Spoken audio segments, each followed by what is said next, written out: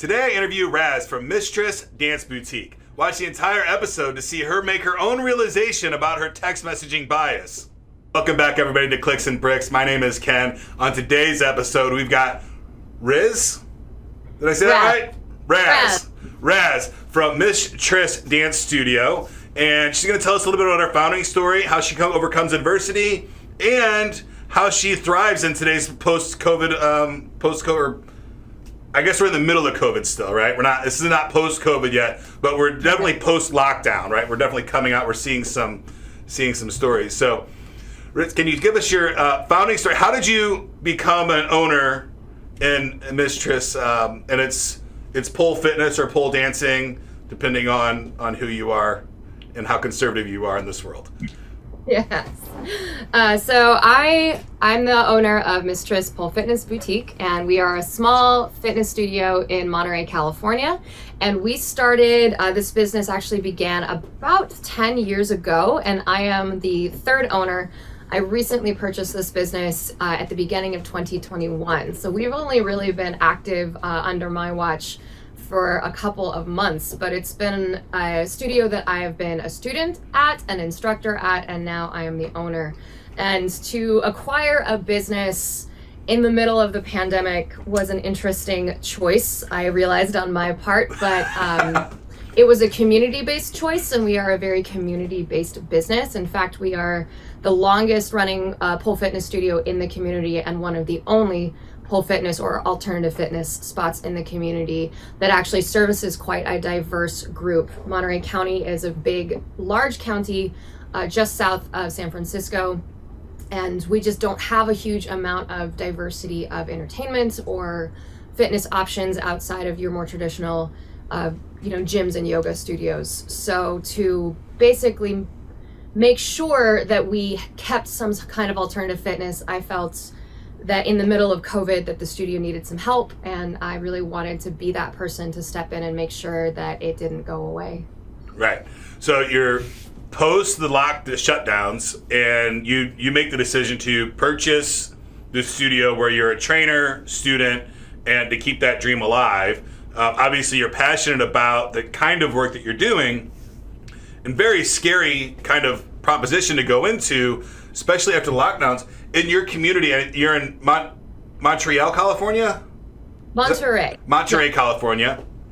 Did you have to go through, obviously I think everybody went through a lockdown, right? Just a total shutdown and then a reopening. Are you dealing with, in the fitness industry, I know mask mandates while you're exercising can be a concern. When that mask gets wet, it's almost like you're waterboarding yourself, and if you're doing any kind of active fitness, it's going to get a little bit wet at minimum, right? Mm-hmm.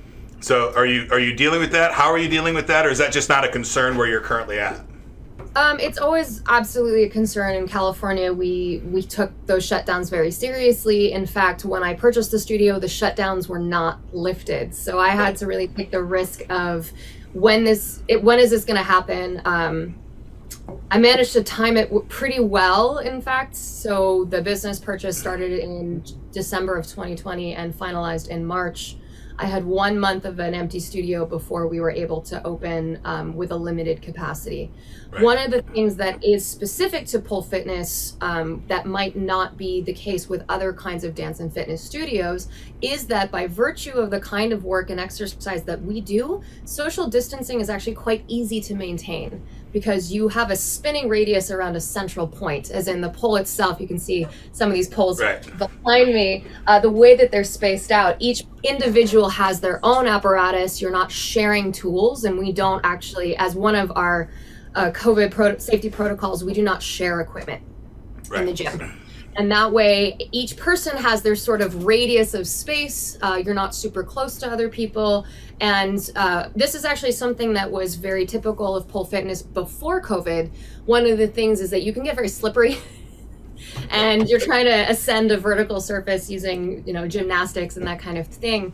And so you don't want to slide right down the pole because you're sweaty. So we always actually use rags and ethanol And so that's another safety precaution where these instruments are constantly getting cleaned down, even over the course of a 60-minute class. You're cleaning your pole probably every 5 minutes because your skin to skin contact on that pole creates just a little bit of oils that can slick up the pole, and all of a sudden your grip's compromised. So we do a lot of cleaning throughout class, which has meant that we do wear masks. With vaccines being more accessible, I do allow students, if everybody in class is vaccinated and comfortable, we can forgo masks. So that has been a policy that's worked really well, especially as students create community, they get to know each other. They're often coming in because they know other students come to these classes regularly. So you can have whole classes where everybody knows each other, everybody's super comfortable around each other. Right. We are still maintaining some social distance. We do have other measures in place, like good air circulation and filtration, fans to help move air around the room, other things that research had shown were going to be helpful in terms of mitigating COVID risks. And knock on wood, Yes. so far, we have not had any issues with that. And I think another thing for me was to change my policy on cancellations if it was an illness. So we do have a pretty strict cancellation policy because we only have so many spots in the class. And I have been extremely lenient with our cancellation policy when it refers to people feeling unwell. So if they're feeling unwell, they let me know, even if it's past our normal cancellation window of 12 hours, I will usually refund their class because I really want to make sure that our students who are not feeling well do not come to class and they're not penalized for that. Right. And that's important for a business owner to understand that you're going to have to, in today's environment, you're going to have to give up some of your niceties, right? And you're going to have to lose on some cases where, 12 hours, if you probably turned away 3 other people for that spot up until that point because it's been booked, and now it's not booked anymore. So that's a revenue loss for you. But you're doing that to make sure that your entire community is safe, right? And these smaller brick and mortar businesses, studios and things like that, and I say small, I don't mean like, small business, right? But you're doing great things, right? You're changing people's lives on a regular basis. So, and there's nothing small about that. It's important that when you're booking with these small businesses that you try to keep your appointments, but it's also important as the business owner to make sure that the rest of your community is safe because, in a school, I'm making some wild assumptions here. I'm assuming you got anywhere between 100 and 350 students at your studio, just because I know that industry pretty well. And it's pretty easy to have something like go through the entire and your entire ecosystem. And if all your customers are sick, then it's probably going to be pretty bad PR and all kinds of other things. So when it comes to illness in today's environment, any kind of illness, fever at all, we have a very strict policy on don't come, right? Please stay away. We love you. We want you here, but right now, for everybody's best interest, we're not going to charge you for that. And by not charging, you're taking away their risk of saying, hey, if I do get sick and I need to go get tested, I'm not going to out the money also, right? So thank you for doing that for your community. Not all business owners do that, right? Some people are like, no, this is my money. I got to get it. It doesn't matter about your feelings, anything along those lines. So fantastic. And way to go on. I think it might be brilliant that you bought the business post the lockdowns, pre-opening, because I'm sure that you got a heck of a deal. I did get a heck of a deal. That was one of the big ones. Because there's no EBITDA, there's no value. Right? If you're shut down, then there's very low value. So I'm sure you got a great deal, hopefully. I did, yeah. And that was definitely part of the math that was going on in my head with this. And knowing also, you get close to the owners when you work with them as an instructor. And so you know where they're at. And watching this particular owner, she had just other things going on in her life, like most people did in the midst of COVID and dealing with other stuff going on. And so knowing that she wasn't even living in the town anymore, that made it really hard to manage a studio when you're not even close by. Right. Like, how do you... Well, you're not the manager anymore, you're the owner, right? Right. And that's different. There's owner-operators and there's owners, and there's two different roles. And a lot of the small business, a lot of times the owner-operator is the same person, but they are two different roles.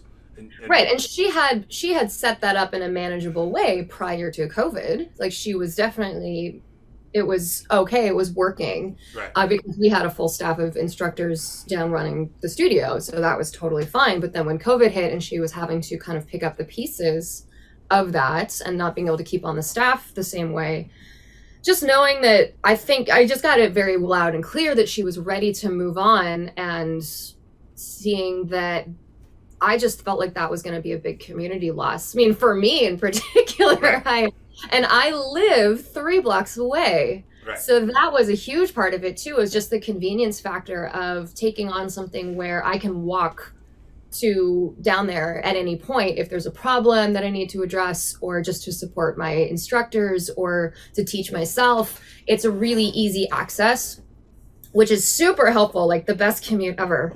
And so that was, factor two. And then as well, kind of sensing from just my own personal experience and my own kind of mental health decline that I think we all experienced during the pandemic, that was so heavily tied to not having my fitness outlet, realizing that this was going to boom really big after the lockdowns were up. People just wanted out of their houses. They wanted a routine. They wanted to feel better about themselves. And for me, that was always 100% pole fitness. And so I'm like, well, if I feel like this, I think there's going to be enough people in the community that this business isn't going to, if I can just kind of hold it through and make this transition happen, that we're going to see really good returns when it's actually running again. Right. Fantastic. Well, thank you for taking the challenge and going through that. And I normally only ask one of the next two questions, but you opted to take both of them. So we're going to jump right into it. What is one tip or trick that you like to use either in business or in your personal life that helps you overcome adversity in business? And you chose to go into business at probably one of the most challenging times in the past 100 years, right? And so there's no doubt that you had a lot of challenges, even in that 3 months of the acquisition process with the banks and all that stuff. Like, there's a lot of adversity in front of you. What are the tips and tricks that you use to overcome that adversity, maintain a smile on your face, and keep moving forward when sometimes it's like, oh, is this gonna work or not? I think sometimes overcoming adversity is just as simple as, am I banging my head against a wall because of something that I'm doing, or is it the situation? And if it's the situation, then you got to change what you're doing. And if it's what you're doing, then you got to change what you're doing. So I think we all get stuck in patterns of behavior or patterns of ideas where we don't really keep our head up and look at the actual scenario. We're just stuck in what we want it to be. And that means you're not going to pivot very quickly. And in any industry, I think pivoting is important, and looking at the lay of the land and not being so attached to things. And I think I became very unattached to things. I've been a nomad. I've lived out of a tour van. I'm an artist in many, many ways. And so having to constantly pivot has actually been a very helpful thing for me, because you look at an opportunity and you can say, yeah, I can pivot into this. So if you'd asked me at the beginning, in February of 2020, if I would purchase a business, like a brick and mortar business, I would have told you were insane. But then, the circumstances wildly change and opportunities present themselves. And I think overcoming adversity is just simply going, is this not working for me? And if it's not, you have to sometimes let things go and move on, because then something new might present itself on the horizon. And I think we tend to hold on to things very tightly, especially when we're used to having things. Right. And I think the pandemic showed all of us that sometimes works and sometimes doesn't. Right. So. And sometimes it's hard to know when you're there, right? So you're living your life, you're going through the daily stuff of life, and you might have kids or a husband or a wife, and sometimes I've got all those things in a business and school and all these things that I've got going on.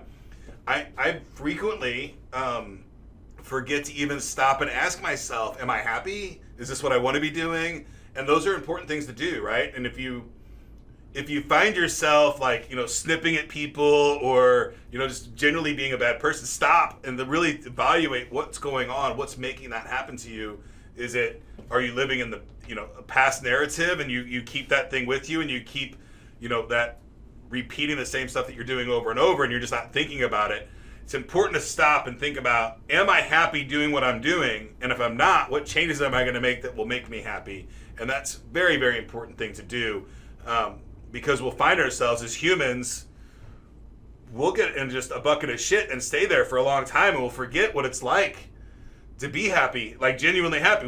It's easy to forget what that's like until you find it again, and you're like, oh boy, I'm never letting this go again, right? And then, but time and other obstacles will surely kick that out of your head at some point. So it's important to keep that coming in and create some kind of practice, whatever that is, to make sure that you're stopping and really thinking about those things in your daily life. Otherwise, you'll get stuck in adversity, and you'll always have adversity because you're never looking for anything else.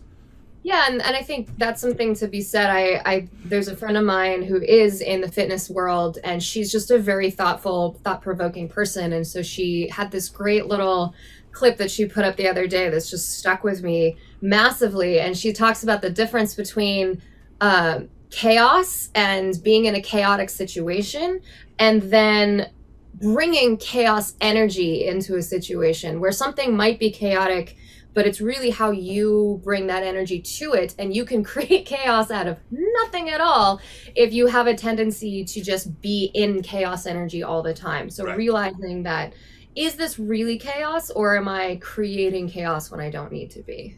And unfortunately, chaos is a fun emotion, right? It dumps endorphins. It does all kinds of things for you. So a lot of people unknowingly, that's like, I love chaos, right?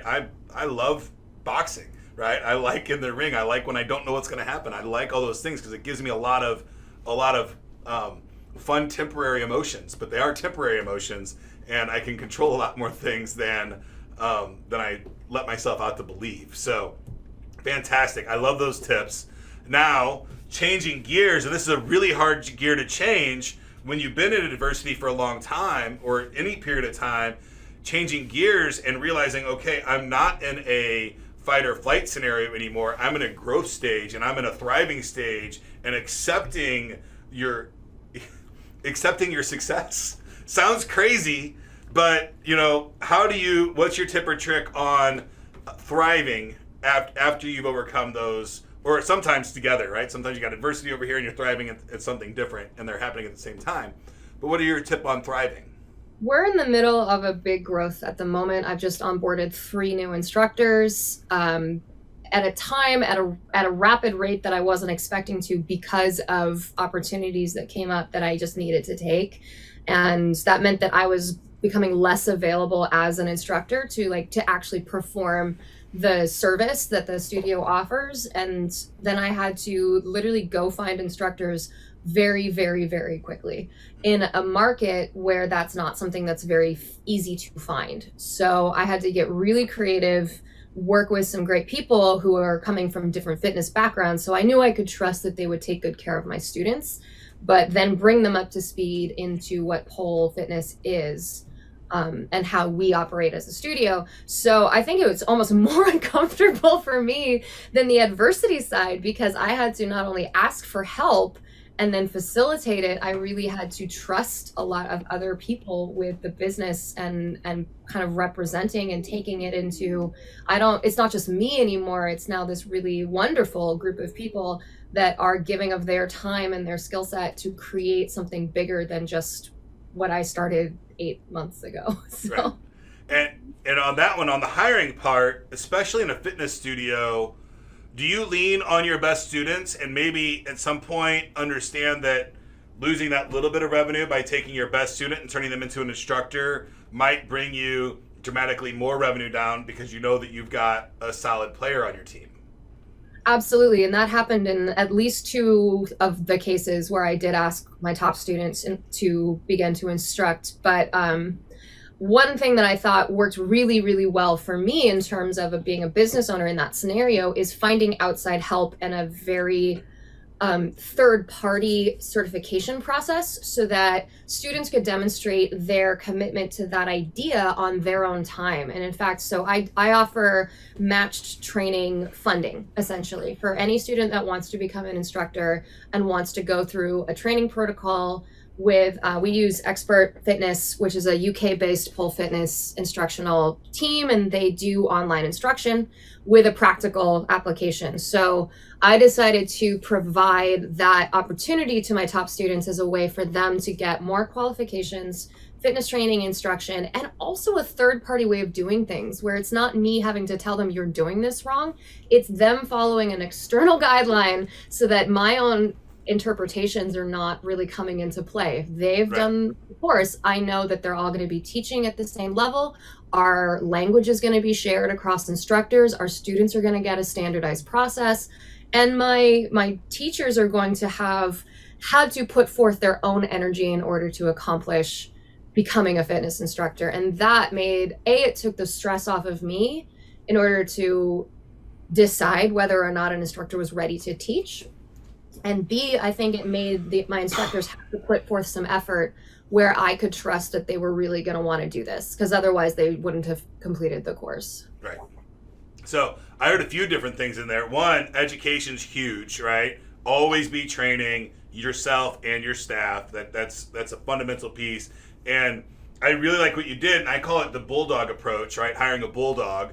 And you got to do it through the training process and even maintaining a proper procedure moving forward, right? Because you're not the bulldog, you're the nice owner, and this is not the way you were trained to do it, and this is how the third party says that you do it, this is how you be successful. So you were able to hire your bulldog and not have to be that person, because when you have to talk to an employee about something that they're doing that is, right and wrong is very subjective, especially in business.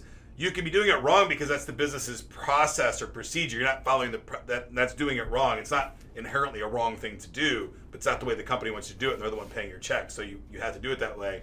And as a manager or a boss of any kind, these people aren't just employees to you. They're family, they're teammates, they're all these things. And having uncomfortable conversations is very important that you have to be able to have them. But if you're the one that's, carrying that sword, it's very challenging, and they hold grudges against you personally. So having that bulldog or that demon, and if you own a small business, you don't have corporate to blame, which if you have a franchise is really easy. It's the franchise.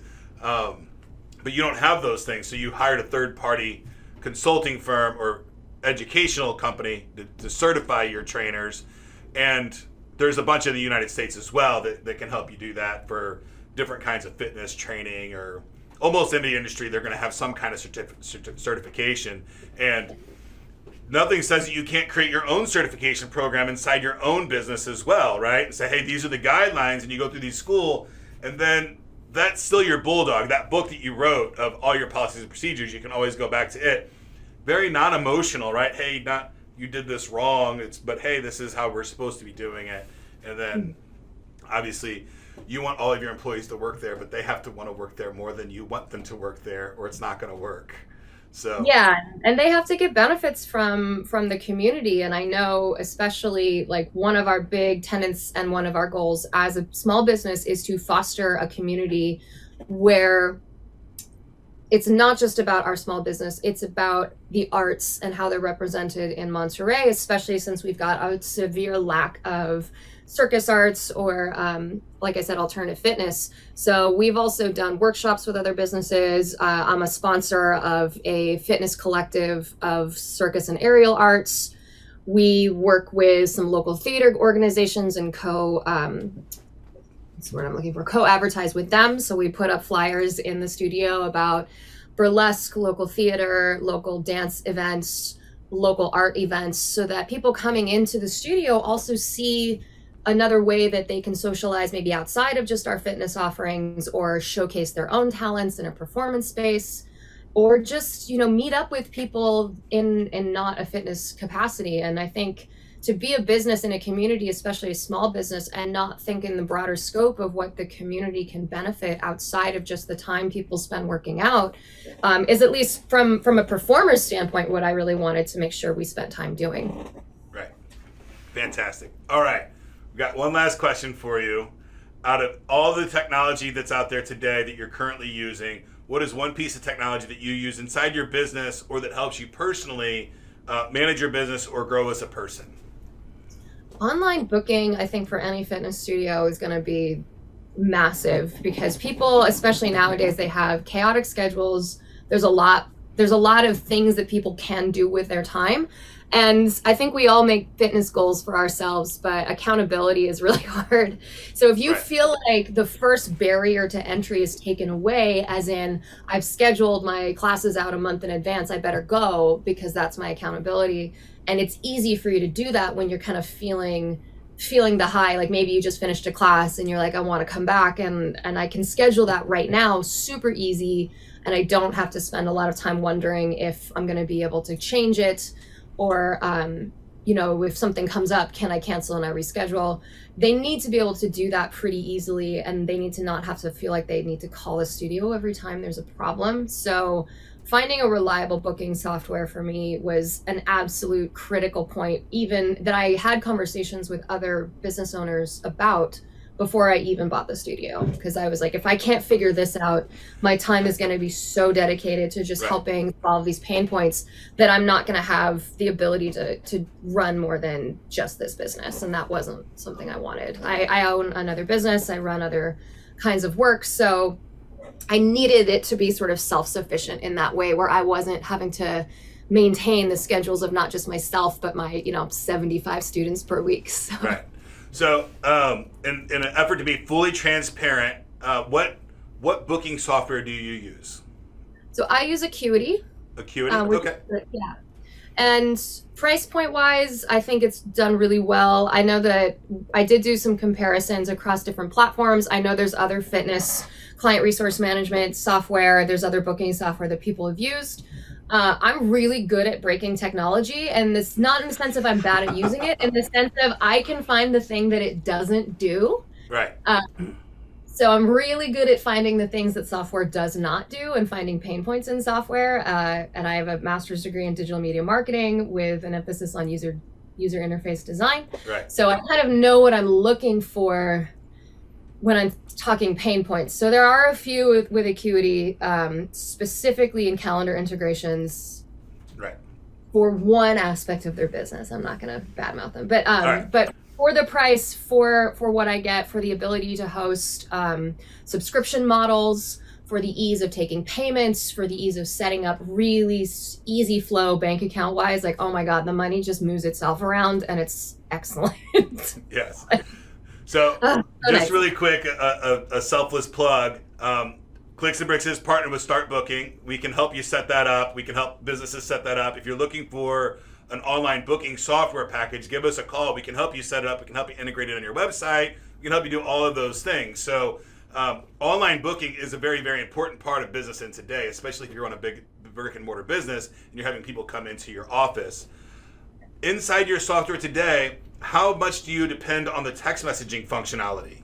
How important do you think that is in a booking software, that the user gets a text message, configurable 15 minutes or an hour or a day before their appointment comes in? It is a software that's accessible on mine, and to be honest, I don't use it because I find it irritating. Really? So yep. Okay. I do not use a text message, and maybe that's one of like an owner bias that I'm bringing in. It would be a solution for my students, and so I will ask them how they feel about that, because that is my own bias against text messaging. So I don't actually have the data to support that at all. It's just total personal bias. Right. So I think it's fantastic. I'm a busy guy. I'm running all over the place all the time. I rely heavily on my schedule. So if I'm booking appointments, getting that text message, a couple minutes before the meeting, 15 minutes before the meeting, is just that extra thing for me to make sure that I'm getting where I need to get when I need to get there. And I think the holy grail is if you can figure it out, and this makes it more challenging, giving your users the ability to opt in or opt out of that specific functionality. I know a lot of booking software doesn't have that extra capability built into it by default, but maybe they should let the end user opt in or out of that. Right now, I think it's the manager. On the manager side, if you're going to opt in, are they going to text them reminders or not reminders? Maybe that should be more on the user side on deciding if they're going to let that happen or not. And because our limitation, our window for cancellation is 12 hours, I do have a reminder email that goes out prior to that cancellation window. Okay. And that's my way of doing that. Because if you get a text message for something you forgot you scheduled and then you can't do anything about it because you're past a window, I feel like that's bad user interface design. Because I've reminded you of something that you can't do anything about. So I try to make... And so that's one thing. And then our travel times for our students, being a larger county and being one of the only options, can be up to an hour and a half. Wow. So you are a destination location. You are a second home to a lot of your members. Yeah. Right. And so a 15-minute text message reminder is going to be at best a frustration, in my humble opinion. And I'm, to be honest, and again, personal bias, because I am somebody who uses a planner book. So I'll tell you, I fall into the personal bias on a regular basis, and I give you a huge amount of credit for realizing what you did in just a couple of seconds. Like, oh, yeah, I haven't used that feature, but I really haven't asked my members or my students what they want. And I think you'll be surprised. I am so frequently wrong on what I think somebody's going to want when I ask them what they really want. Ask my wife. It happens every single day, right? Yeah. So it's important to take that step back and that patience of, wait a second, am I right here? What do the people really want? And sometimes they say they want something and then later they don't. So you might do a whole lot of work and then backtrack on that work as well. Yeah, we had that with morning classes. People were saying they really wanted morning classes. Oh, so we did early morning classes, and I am not a morning person. No. And then I would stand there with a completely no-show class at 7 a.m, being like, you said. So I have 5:30 a.m. classes at my boxing school, which is I never do them. I would definitely pay for help at that hour of the morning. Fantastic. Right. And do you have any offers that you would like to offer our listeners? And you're in Montreal, California? I'm sorry. I'm just not getting these names today. Montreal, California. That would be great. Yeah. Monterey, California. So yeah, if you're in Monterey County, California, is it a county or a city? Both. Both. Okay. If you're out there, what is your offer for your folks out there? So anybody who wants to try out pole fitness, see if it's for you, we realize that it is a very different kind of a workout. So we offer our first class for free for new members, and you can sign up for a class on our website, misstrissboutique.com. And if you enter the code FIRST-FREE in all capitals at checkout in the coupon section, then you get your first class completely free. And that just lets you try out this sort of fitness style and see if it's right for you. Fantastic. And who is pole fitness good for? Pole fitness is actually a type of vertical gymnastics, very calisthenic workout, strength building workout that is good for literally anybody. We have male and female students. We are an 18+ studio, as you know, being sensitive to people's needs when it comes to, you know, feeling vulnerable in class. And so we do not offer any minors classes, but we go from age 18, and I think our oldest student right now is 72. So I'm 5'11", 240 pounds. Could I take a class? Yes. And what would my wardrobe be? With just t-shirt and shorts? Yep. So most, like you can see, I'm kind of wearing a crop top. That's really typical. Pole fitness, the more skin you have, the better, because you need to be able to stick to the pole. So usually we recommend our students to come in with booty shorts and a crop top or a tank top, and then we work around. I don't think I'm going to ever wear booty shorts. I'll wear some soccer totally shorts. Fine. But I'll be in San Diego. I'm going to be in San Diego in January. I might take a little plane trip up and see you. Please do. And it's a super fun kind of a workout. One thing that dance does that you've said you've talked to a lot of dance instructors, yes, and probably with boxing as well, is when you incorporate mental states of play, into a workout and you train your brain and you're asking your brain to work at the same time that you are asking your body to work, it creates, I think, a double hit of endorphins. You're problem solving, you're doing spatial reasoning, kinesthetic activation, and learning. And when you're trying to learn while you're working out, that activates certain levels of the brain that make it so that you're having fun while you're doing it, and you're paying less attention to signals that your brain is sending you about fatigue, signals your brain is sending you about, stress. So it's different than like a weightlifting workout where once you've learned the process and you've learned the muscle activations, then it's just repetition. Whereas I think in boxing or pole dancing, you are problem solving actively almost all the time. Absolutely. Whether it's choreographically, whether it's just like movements, you actually do activate parts of your brain in pole dance. If you've ever been on like tilt-a-whirls at a carnival, yes, or being upside down, where you just flip your spatial orientation, or you create massive amounts of dizzying spin, and your brain will release endorphins just by having its perceptions flipped over. And we use that quite a lot in pole dance, and it does become addicting. And to the point, I tweaked my back out a little bit doing a move with a student. It happens, fitness instructors, we don't always practice what we preach. And, 3 days later, it's fine. It's all healed up. But I think I probably spent 3 hours working out yesterday, because if I go several days without being upside down, I get antsy. Like you kind of get used to that endorphins feedback of the workout. And I see that a lot with my students is once they get to a certain point where they're starting to feel a little bit more confident in their body awareness on pole, then they, it's always like, you're never done. There's the next trick. There's the next thing to do. Right. And pole is actually, as a fitness, is the Pole Sports Federation. There's an international organization of pole sports that is trying to get it included in the Olympics. I was just going to ask you when we were going to see pole in the Olympics. Because we have bar in the Olympics, right? Mm-hmm. Bar is in the Olympics now? Did it get added? Bar. Like the dance barring.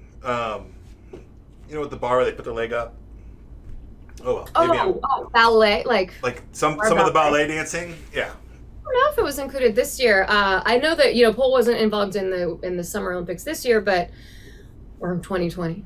But I think they keep pushing, and so if you look at some high level pole dancers, some are more dance, some are more slinky.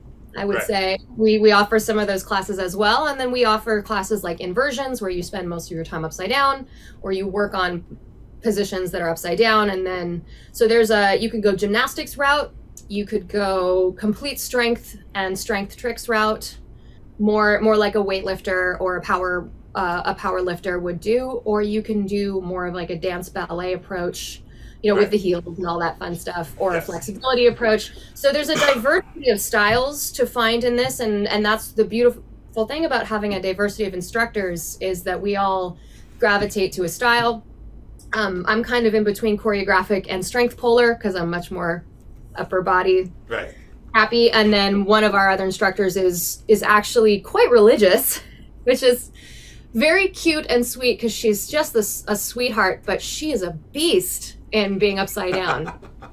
So church every Sunday. So Sunday is not her teaching day, but she will work my students into the ground, and it's wonderful to watch. I would like your perception on one thing that we hadn't talked about prior to this, but I think your perception of it's going to be fantastic, and it's something I preach on a regular basis. If you don't mind, one more question. I know we didn't talk about that prior to.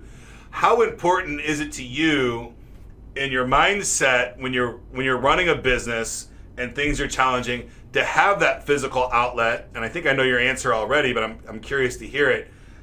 Because I didn't have it for a long time, and I found it after business. I found fitness at the age of 40 when I was almost dead, right, running my business, and then I found it, and it's changed my life dramatically.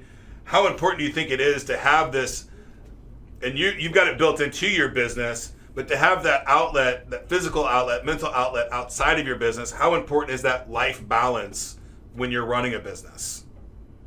I think it's very important, but I recognize it goes in phases and waves. And it's something that my husband and I talk a lot about. He's also a business owner. Between us, we own 4 businesses that are almost that sometimes work together, but we're crazy people. So Yeah. I would say he's on the other end of that right now. I've managed to find a better balance at the moment, and it probably will pendulum swing one way or another.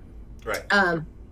But he's struggling with that at the moment, and I think you can lose yourself in other people's expectations of what you should be doing, and that's a natural thing to have happen. It's not a personal failing. It's just something that happens when you really care about making something work. And I think as business owners, that's who we are. We want to make it work. We're doing this because we think it can. We heartily believe in it. And sometimes we get into this mode of that self-sacrifice is how we show we care. And it goes back to that whole like adage of physician, heal thyself.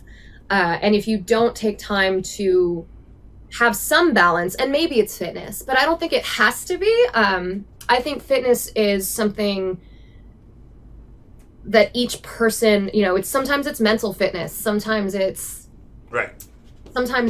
a hobby that you do. I think we tend to be a culture that is so defined on looks that fitness is a way to kind of get both a good feeling out of it, but also like a good response from others. Right. Like I certainly don't mind looking fit. I'm sure. It's a nice perk in all of my jobs. And, being a woman business owner, if you do not look attractive enough, you will not be taken seriously. And that's just a reality. And it's not an okay thing. For me, the mental aspect of pole fitness meant that I stopped looking at a scale, because who cares how much I weigh when I can flip upside down? Yeah. Like, absolutely. I can do a pull-up. I can flip upside down. I can keep sitting. It focused myself on what I'm capable of way more than how I looked or what a number was on a scale. So when it comes to fitness, mental fitness, are you enjoying hobbies? Are there things outside of the work that you're doing that you feel recharge you as a human and as an individual? And so fitness is just one pathway to that. And, and I think fitness is also something that can be a very able-bodied person's benefits. And we do actually have some disabled polers who are wheelchair ridden or wheelchair bound most of the time. They strong as hell. Yeah, they got amazing upper body strength, right? Yeah, Fantastic. absolutely. And, that's just one. And there's probably many other things that we've seen that I just don't know about because it's none of my business where people are in their able-bodied journey. And that's not what they're there for. So, but I think fitness is a broad scope, or can be a broader scope term than just the outlet. I think endorphins, it's a great way to get endorphins. It's a great natural high. Yes. It's definitely that, and caffeine are my drug of choice. Endorphins and caffeine. I've recently reduced my caffeine consumption dramatically. So no, that's not where I am right now as a human. Yeah. That's okay. 100% caffeine dependent at this point. Yeah. And so I think to your question, fitness is my method, and it seems like it's your method as well. It's one of. And I think especially when it comes to health and fitness are very much tied together, but they're not as tied together as some medicine would like us to believe. So that's a whole different show. 100%. But I think being open-minded as a person, and especially in this medium of people are going to come to you with a lot of, I see it all the time, especially because our business is primarily women, and they come in hugely and massively self-deprecating. And they come in wanting this experience, wanting to feel differently about themselves. And I have to give them this little spiel of, I ask them what their goals are most of the time. If they're new, ask them how they find us. And then a lot of them say, I want to lose weight. And I'm very careful with that statement, because I do tell them, okay, if that's a personal goal, that's excellent. I'm so happy that you want to make changes in your life that will make you feel better. You might not see that here. And I don't want you to be discouraged about that if that's the case, because muscle building happens very rapidly in pole, and to see actual weight loss reduction does tend to take months, because we spend time building. Like, I am making you do quite a lot of upper body development, especially for most women. We do a lot of work on push-ups. We do a lot of work pulling up on the pole. You're going to see changes in your body, sure. You should feel sore. I mean, most people I caution them. We get bruises. We get my legs look like a disaster map, and my husband has a lot of fun poking out my bruises. My least favorite thing. But you have to, I think, go in with those expectations with people very realistically. And I don't want them to come in saying that this is the place where I get affirmed in my need to be skinny. Right. That's not what this is about. This is about you. Empowerment. Yeah, it's about empowerment. It's about coming in and feeling being like perfect in your current body, right? And or it's okay to not feel that way, but I don't want you to like get down to your crop top and your bikini bottoms and then look at yourself in the mirror and go, no, like we were gonna get away from that. I want you to look in the mirror and go, oh, I did that way better than yesterday, or I'm seeing progress in how this is going for me. And I think that is more valuable when we attribute our health to a number on a scale. And there was just research that came out that I very follow fitness wise, biology and research on that showed that, our normal metrics of BMI, we've kind of known they weren't real for years, but there was some research that just came out in a paper about just how untethered to actual health outcomes BMI is. So right. I was sort of affirming. I was like, yes, here it is. So, alrighty. So that was a little rant. Sorry. Not a problem at all. So wrapping up the show today, do you have any other tidbits of information you'd like to share with the guests before we wrap up today? I just think that going into a business like Pole Fitness was not, brick and mortar was not ever what I thought I would do. I had to do a lot of research very quickly about this type of running a business, but I think I've learned that caring about it is sometimes enough to get you through at least the first phase, and then keep educating yourself, and that we are not monoliths. Ask for help, which is one of the hardest things I've ever had to do. But asking for help and realizing what you don't know about your medium or your industry, and it's not a failure or a problem to ask somebody else, even if they're close by, even if they're a competitor. Because when you create an opportunity for communication and for community, I think you're going to find that people will humanize you a lot more than if you were just a silent competitor in the corner over here and going, oh, well, they're just my competition.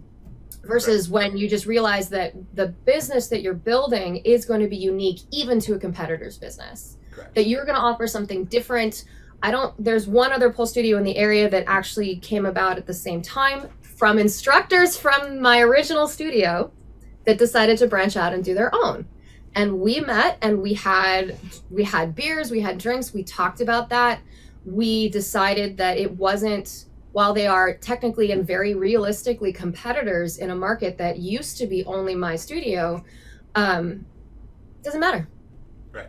I support their studio. They ended up with a completely different class structure than me. So I've even encouraged students that maybe want their class structure to go to them. Right. And I think it's not competitive at all. I want people to not, and I've seen this like weird loyalty thing start to happen, and I've tried to nip that in the bud entirely, where I'm like, I don't actually want that attitude. I want you to feel like you can go get a resource from them, or you can come to me. It doesn't even have to be an either or. Like, if you've been at that studio, I'm not going to call you a traitor or anything. Like, you're going to learn something from them. Correct. And I hope you learn something from me too. And by not creating that atmosphere of competition and problematic thinking, I hope that, we're planning on doing some showcases together where both studios can kind of interact. And right.